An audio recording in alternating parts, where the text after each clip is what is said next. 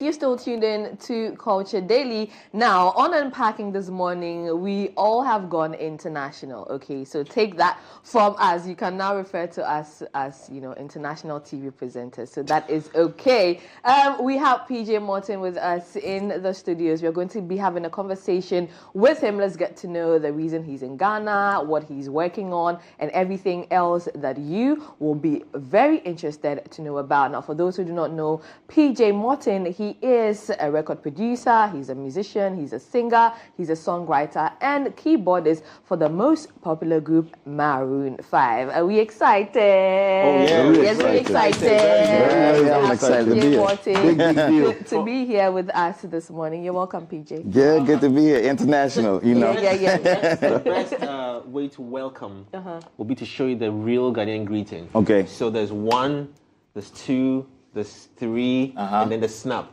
Oh yeah, all right, that feels like home. that? Yeah, like home. Okay. So 1, 2, 3, yeah. Oh yeah. Oh, so I snap on the. Yeah. So we snap. Yeah. Okay. That's welcome. I got it. You're not here. I'm official. Okay. Official Good to be welcome here. to Ghana. Yeah. Thank you. How has it been so far? You've been here about. Yeah. Well, no, I just got. 24 hours. Yeah, I got here yesterday, and the welcome, even at the airport, was beautiful.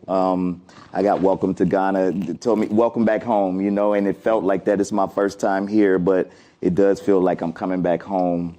And we went out to eat last night. Food is great already, so I'm feeling good so far. We'll get to the food conversation, but for the purposes of those who are wondering, who PJ Morton is, just run us through, your career trajectory, when you started music, why you even chose music, and how fulfilled you feel making and doing music. Sure. Yeah, I'll give the short. I started a preacher's kid. So I grew up playing in church, playing music in church, and that's where it all started for me. And then I started to develop as a songwriter, which I started very early. My first song on a proper album was when I was like 15 years old. Okay. And so I knew my path very early. Moved to Atlanta and went to college. And met Indy Ari, and that was my first major placement, a song when I was in school that won a Grammy Award for her. Okay, wait, that went real quick. Hold on. Yeah. You talk about So keyboardists. fast, right? For most kids growing up, either parents, set them up with, Some piano instruments, teachers and stuff. Yeah. How did that happen for you? Yeah, my mom tried to do that, but I had a gift to play by ear. Wow. And so when they tried to discipline me to go and learn and read, It was difficult. It was too boring for me because I was already playing stuff on the radio. I was already impressing my friends. Yeah. So to go back to da-na-na-na-na-na-na-na, I was like, I can't do this. So I didn't have the discipline.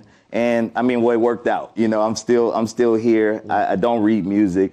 But my gift is taking me really far. Wow. And so after India, I met with Jermaine Dupri, and I was his side producer for a long time, and started my independent solo career. And in the middle of that, I joined the band Maroon 5. This is 13 years ago that I've been in Maroon 5. Wow. And so we've gone on to do, some amazing things. And then in the middle of that, I picked up my solo career again, and kind of got back to myself. And we've found success. I've 4 Grammys in a row. Yeah.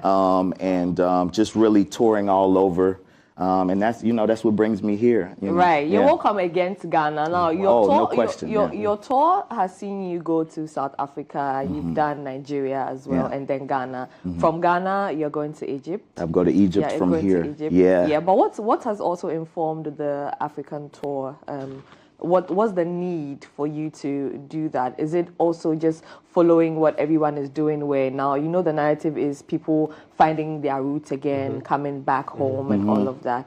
Yeah, it certainly is connected to that as well. I think when you've been doing music as long as I have, you're always looking for new inspiration. You're always looking for new influences. So I've done a lot, One thing I hadn't done was come to Africa and really experience my roots and where everything comes from, And so, but I didn't want to do that, even like some other American artists do. They come and tour, they do a show, and then they go right back home. Yeah. I'm here for a month, So I think I'm doing it a little differently. And so while we're doing shows, I'm also making an album in all of these countries and just picking up, collaborating with producers, with songwriters, with artists, and really making something special. And we're also documenting everything. So we're gonna, it's gonna be beautiful visuals that go along with it. And what's important for me is to show people who can't get here, what it's like all sides of Africa. Right. So is that to say we'll get a PJ Morton documentary really soon? Is that well,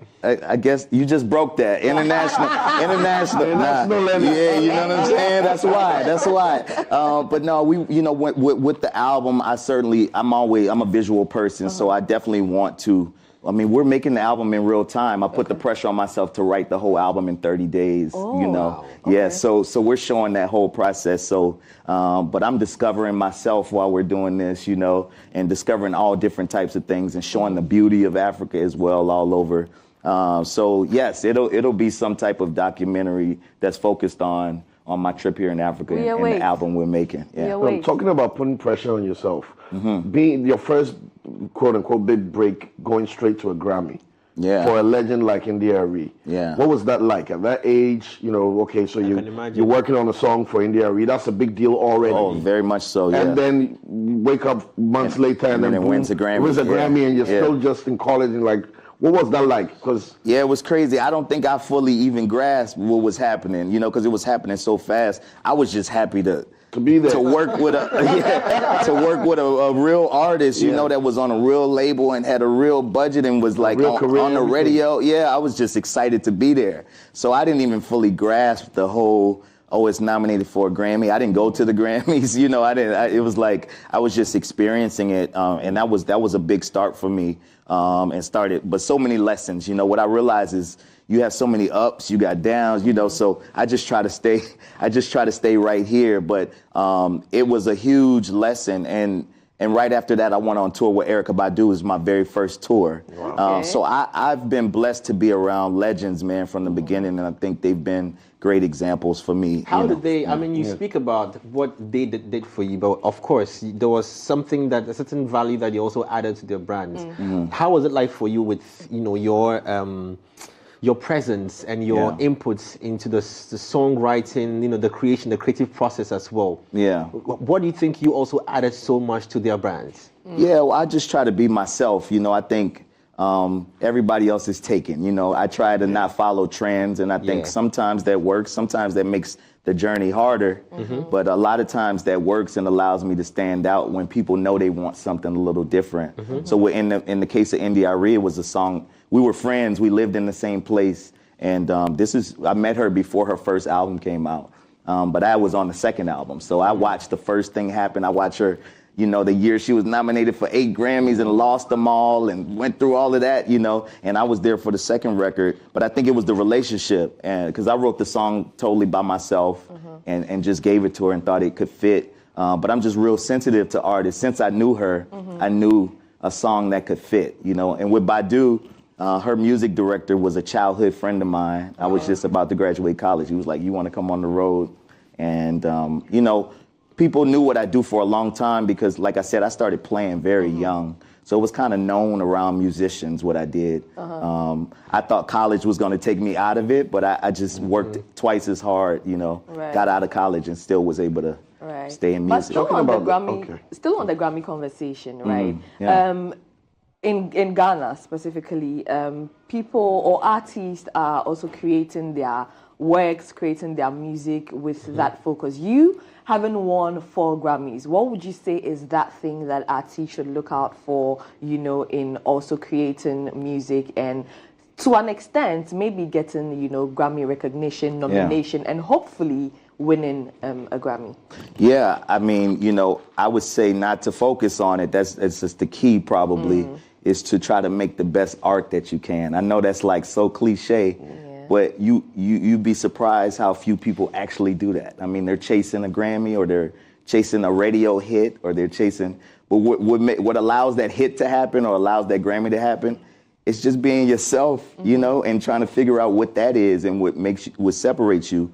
And it's important to know that I've had 19 Grammy nominations. So that means I lost a lot. You know what I'm saying? I mean, I lost a lot. So like the wins were sweet when they started to happen, but it was a long journey before I got to winning Grammys, you know, like that means I lost 15 times, you know. So it's like, you know, I don't focus on that. It's a beautiful feeling when you get that recognition. Even to be nominated, it's just like such an amazing feeling because it's so much music released in the world every day. Yeah. And so you're one of the 5 people that they say had the best of something.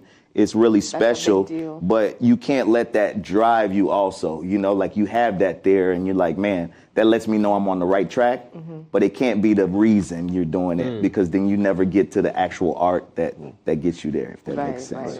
Your trajectory goes across genres. In the area, they come about it, then you go straight into hip hop and R&B with Jermaine Dupri, and then there's LL in there somewhere. How do you manage to, you know, surf across the genres? And then you've been with Maroon 5. It's just pop, you know, Proper like pop, proper pop, right? From India to like pop, proper pop. How do you manage to stay consistently creative across genres? What are your inspirations? Yeah, that's what it is. It comes from my inspirations. I never was closed off to anything. I tried to, if it was good, if it could move me, I was down with it. And I started to realize, man, with music, there's less that separates us, more that connects us.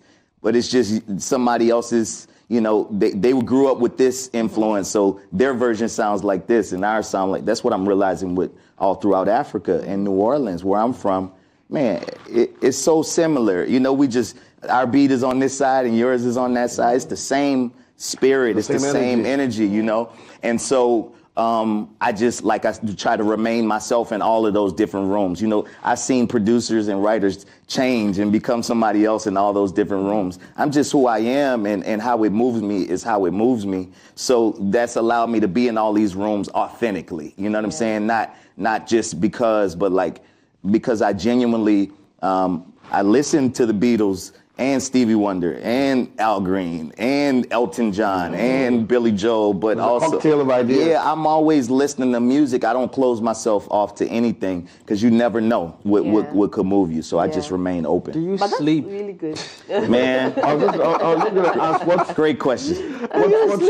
which of the crafts is your guilty pleasure?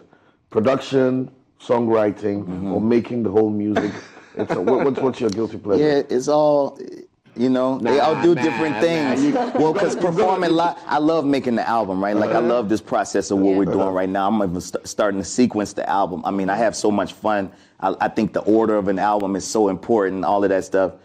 But when I compare that to performing live, I get the same, like when that instant gratification of somebody singing your song back to you, word for word, it's like, you know, they compete with each other. So ultimately, if I had to do something for the rest of my life, it would be playing in front of people. Right. Probably. Now, before we get talking about your new album that you're working on, Yes. you have Watch the Sun, but you have 2 versions of that. The we just deluxe released a new and then version. the live version. What's the inspiration behind that? I mean, I've heard a few people who have deluxe albums. I just try to understand why the need, what's the inspiration for that? Yeah, well, I think part of it is just giving people more. You know, it's the fans, really. It's the supporters. They want more. You know, I think that's behind the deluxe. And I had music that we didn't make it to the original album that we worked on. And so it's like, you know, I'll give you more. The live version for me is always a totally different expression. You know, it's like when I first write these songs and release them, I'm just learning them myself, you know. I recorded it once, you know, so it's not like I've sang it 100 times at that point. But then when we go and tour and we play these songs hundreds of times, we know them way more intimately. Like we know them in a different way. And because I'm a live musician, they change and they transition and we add pieces. So when I give the live expression, it's like a totally new album, and it's songs you know now because you've also lived with the album for a year or something, you know. So for me, it's become part of what I do. My first Grammy was on a live version of my album, you know. So it's something that I do. That's great. So hip hop music has traveled, you know, across the length and breadth of this world. So has pop music. It's gained its influence across the globe. Now Africa has found, you know, a rhythm that is gaining that attention across the world, which is Afro Beats. Yeah. What do you think about it? How is it being well received on your side of town? Yeah. You see the likes, the greats we have in-house. We have the likes of our Sarkodie and the Stone Boys and the Shatawales. These are names I'm sure later on you come across. And then you have the Davidos and the Burna Boys, in Nigeria and Wizkid. What do you think about, and shouts to from Tanzania, what's his name? Is it Tanzania? Diamond Platinums. These are African great artists. Yeah. What do you think about the rise of this new sound that Africa's found for itself? I love it, man. I love it. I'm happy for Africa, you know what I'm saying, to be getting that recognition. And I mean, we love these artists, Wizkid has had an amazing run. I mean, Burna Boy's breaking records in the States, Tim's has had an amazing run. I'm inspired, man. You know them? I don't know them personally. No, but I'm you know the names. Oh yeah, absolutely. I'm a fan. Shaki's album was amazing. I'm loving the music, and for me, being a music guy, sometimes I don't fit into what's happening on the radio. Not the trend. Yeah, exactly. But with Afro beats and African music, and I was influenced by older Afro beats, Fela and things like that as well. I think that rhythm speaks to me. You know what I'm saying? It's easier. It's why I wanted to come here, because I can be authentic, because I never force, But it's like, this is something that I feel that I can live in, and be inspired by. But I'm loving that it's happening. Even at the Grammys, expanding categories. It's necessary. It's like it had to, had to, because of the importance and the influence on everything else. With that said, you're working on an album now, right? And then you're in Africa, you're going on tour. I'm sure there are a long list of African countries that you want to visit. Yeah. Of the names that you've mentioned, are there more people that you're looking to have on the album, African artists, I mean? And then now that you are in Ghana, is there a Ghanaian artist that you're looking to? Word. I mean, I'm remaining open. Like I said, we've done it all different types of ways in each country. We're going to have a writing camp here in Ghana where some artists and producers are going to all be together. And we're going to see what we cook up. I'm not going to force anything, but we've gotten some amazing songs so far. I don't think Ghana's going to be any different. You know what I'm saying? We're going to get some amazing music. And, it reminds me, though, of like being from New Orleans, where I'm from New Orleans and people expected me to play New Orleans music, or like it sounds like, I got to have horns every time, or and I wasn't that, which is why I didn't fit in at home initially. Which is okay. Yeah, it's okay. And so I don't want to force it like I'm in Africa, so it's got to be Afro beats on every song. I just want to be who I am in Africa and create something special, being influenced by whatever's around me now. So far, that sound and those rhythms have been a part of this, I can imagine how difficult it's going to be to finally select the songs that are going to be on this album, because now you've gone through various cultures, it's traditions, already tough. Artists, collaborations, experiences. What would then inform the selection that you're going to put on this album? It's just going to be instinct, it's just going to be gut, man. It's just going to be what I have to say right at this moment. Yeah. It's going to be tough. I've already told the team, producers with me, like, we're going to have a tough time. It's going to be songs you like that aren't going to make it, at least not for this one, So I'm always tough on myself. I don't want a lot of songs. I want a project that is concise, where people can really digest everything that I'm saying and playing. So it's gonna be hard, man. Great. And even working with other artists as well, I want to find out this about you. Are you difficult to work with? Now, when I say difficult, in a good way, because people who understand music sometimes just don't want to do just anything. Yeah, there are certain they requirements. want to push it. Want to get it right. They want to push it deep down and try it again and again. We've seen the likes of Kanye. When we watch, some of the Kanye tapes and making his music, it's like, he's thinking differently. I've seen Pharrell. He's thinking differently. It's what you don't, the other way, and I'm seeing that when it comes to you as well. So I'm wondering, okay, now for collaborations to happen, these are people from different cultures, different backgrounds, coming with different ideas. Are you difficult to work with? I like how you frame difficult. It's hard for me to just say no right off the bat, but I don't think that I'm difficult to work with. I am very selective, Okay. And so the people I choose to work with are usually of the same mindset, which is greatness. I don't. There's no point in doing this if we're not trying to be great. You know, look at the names you mentioned. They are names to mention because of that greatness. You know, the people who don't push those boundaries and try to change and try to make change, we don't really speak of them, you know, and I want to be mentioned amongst those names, you know. So yeah, we push the envelope, we make it tough on ourselves. I make it tough on myself, like say something, don't just, you know, like write something, like make something that's gonna move people, not just be a part of what's happening, you know. Let's be special. That will also transcend time, you know. Absolutely. But on the lighter note, you've been to Nigeria. Yes. Did you try their jollof? Did I? Yes, There's I did. a conversation of Ghana jollof, I've Niger heard. jollof. Yeah, I got a little contest on my TikTok right now. Okay, have you tasted? You have a contest on your TikTok? Well, I started in Nigeria, okay. and so I had the Niger jollof. You know, reminds me of home. Did you like it? It was good. Okay. It was good. It was good. No, he can't say it wasn't good on air. I mean, it has to be good on air. Oh, okay. But we will say it wasn't good. So I think Al is taking today. Yeah. I'm getting my Ghana jollof today. Listen, you have to choose the right one. You see the finger I'm pointing. I'm with the right. You have to choose the right one. Plug it in right. Plug it in right. We are all counting on the whole entire nation, 31 million Ghanaians. I'll be here to report back. You know what I'm saying? We need to know. I I was going to ask whether you are going to choose, you know, Ghana jollof over Niger, but since you are yet to try it, fingers crossed. Let's see. But which Ghanaian dishes have you tried though? Not much. Yeah, we just got here yesterday. No, we'll give you time. So yeah, give you I'm here for a few days, so I'm gonna eat for sure. You enjoy it. Don't worry. What happens after the climax of the tour?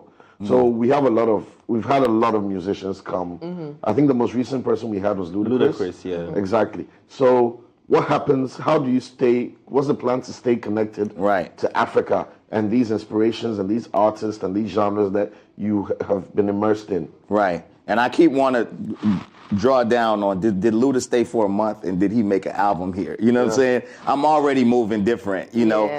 But the idea is to focus on Africa, you know. After this music, I made it in Africa, for Africa and the world, you know. And so we're going to come back and release the album here the way I do release parties home. My plan is to come and do release parties here, and all these artists and producers that I work with in these countries, I want them to feel that, you know, the things that they worked on with me. This is for me a long game, the beginning of a long relationship. I do feel like I'm at home. I mean, I'm not just saying that, and I'm spending the time to actually feel that, you know. I'm not in and out, so the plan is to continue this connection throughout the continent, man. I'm really excited about it. This was just the start, you know, and I felt like I had to take the first step, you know, and show that I was serious and show that I'm not just trying to come and do a show and peace bounce. out. I'm not just coming in December when everybody's partying in Ghana.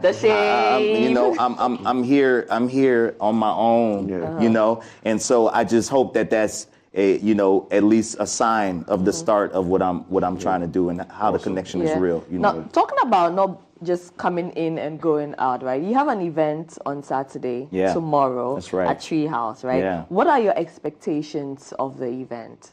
My expectations, I mean, we're going to do what we do. I got my band here. That's another thing. I brought my whole band. Nice. So I didn't. So you're doing it. I'm doing it. That's what I'm saying. It's a little different. You know, it's a little different. I got my whole band because I wanted them to experience this with me. Right. Because when we go back around the world, I didn't want to have to explain to them, man, no, y'all got to see it. So these are, and my band is also my childhood friends. My drummer has been playing, we had a band since I was 12 years old, you know. So he's seeing, we grew up together and he's seeing this and we get to experience this for the first time together. It's way deeper than music, you know, now.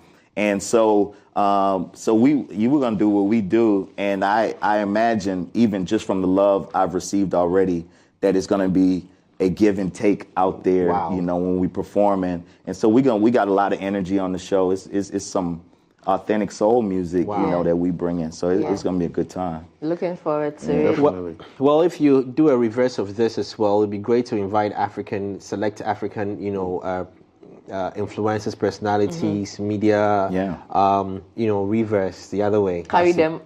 Yeah, for a party now. Okay. Yeah. Yeah, So you take us to America. I'm going to. Oh, That's what he's saying. Oh, me take you. Yeah. Oh, okay. Now you come. All the bills on him. Like I'll make sure the party's ready for you when you get there. Just get there. Just get there. I got you. Wow, this is exciting. I Yeah. mean, I'm super proud of you. Now, what happens? What happens now that you are on this long tour? What happens to Maroon 5 and you're rolling there as well? Yeah, I mean, I'm still very much there. We, we have some shows. I believe we are in Dubai and next month, and we just finished our Vegas residency.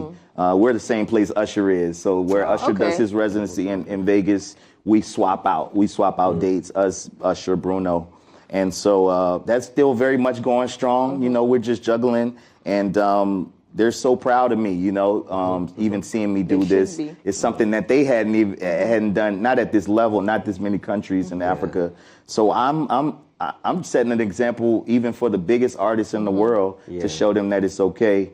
And that it's possible, to tour throughout Africa. Yeah, it is possible. That, yeah. I mean, we can only wish you the best of luck, on tour and with the projects that you are working on, and then also with your show. Now, for the purposes of those who are wondering where to get tickets, it's happening at Treehouse first of all, but you can get tickets at Jamestown Coffee. You can also, get tickets at Ali Bar. So, and then just get your tickets and it'll probably be sold out before you finish saying come have some fun. Let's have a good time. We'll be there tomorrow. Yeah, love. Yeah, y'all got to be there. I got to be there. I can take care of that. I can take care of y'all. We love that. We're looking forward to that. And then we hope you enjoy your stay in Ghana. So as well. I'll list these meals that you should not stay away from. Not stay away. So locally we call it gobe.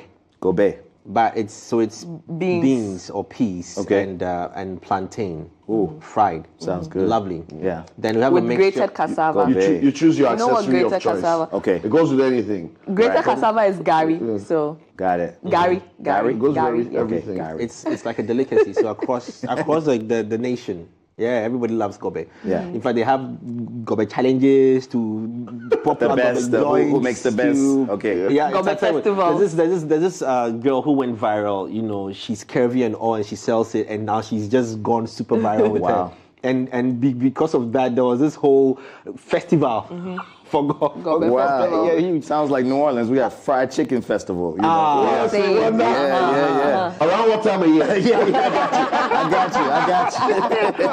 Check it with friends. Local delicacies. I mean, Ghana is a very hospitable place, so I mean, we always open arms to tell you these things. The food, the people, the places. Have fun, settle in, chill out. Yeah. We love to support us well. We are always here. Reminds me of home, man. I love it. It reminds me of New Orleans for real. great. Yeah, that welcoming. Yeah. All right. It's great. All right. So again, all the best tomorrow with Thank your you. show, and go nail it. Go be PJ Morton. No doubt. And thanks for coming on the show this morning. Thank you for having me. I appreciate it. All right. Yeah. All right, guys. So this has been Unpacking, doing it differently this morning. So we are going to, as a breaker, right, before Cyril comes in with Sports Direct, we are going to be watching a video from PJ Morton. This features JoJo. Is titled Say So. My name, Lenny Lamote, done this with Jay Foley, the whole culture squad. Cyril, referred to us again as what? International TV presenters living in Ghana.